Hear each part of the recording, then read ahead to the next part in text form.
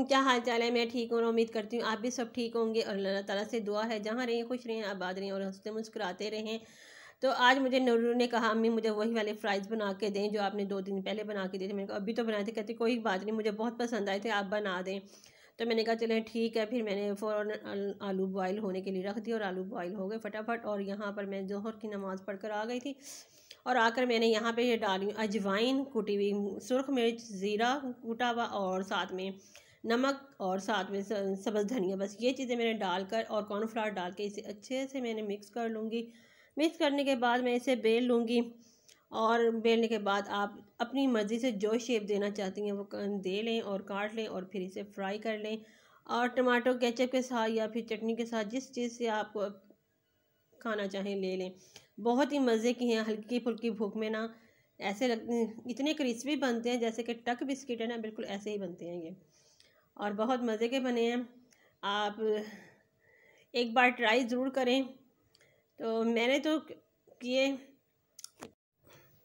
ये मैं यहाँ पे अब कटिंग कर रही हूँ और आपके सामने देखो मैं कौन सी शेप देती हूँ। बस छुरियाँ चला रही हूँ, जो शेप आएगी वो आ जाए, लेकिन बनते बहुत मज़े की हैं आप जो भी शेप दे दें।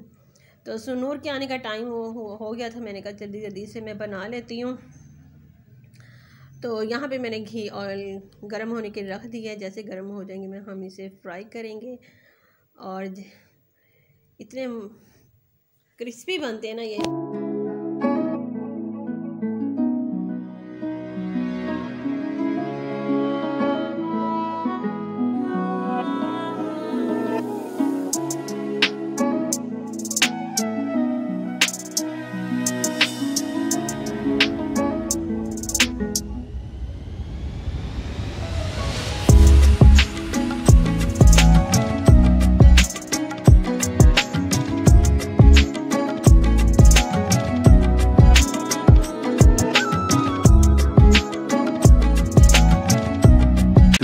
Hours later.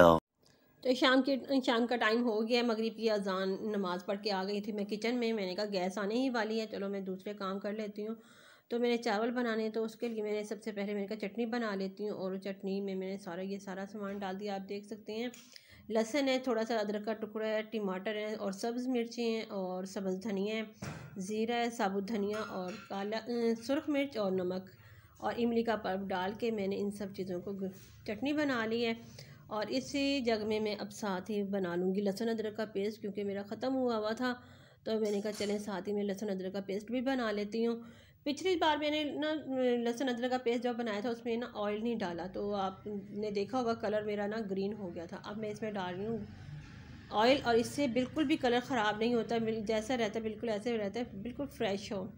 तो ये मेरा लहसुन अदरक का पेस्ट भी बन गया है। और अब चेक करते हैं, गैस आ गई तो हम बनाते हैं यहाँ पर चावल। और इसमें चावल देखते हैं, हमेशा आप देखते हैं कि मैं घी से बनाती हूँ और हाँ जी मुझे घी वाले चावल बनाना अच्छे लगते हैं। और आज मैं बना रही हूँ मटर पुलाव और साथ में मैंने डाल दिए साबुत सारा गरम मसाला और टमाटर।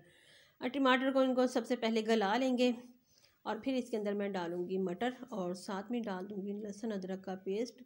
और ये फ्रीज़ हुए थे इसलिए थोड़ा सा ऐसे जुड़ गए हैं।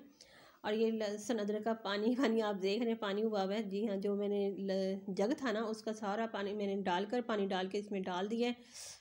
और इसमें अब मैं डाल दूँगी मसाले सारे।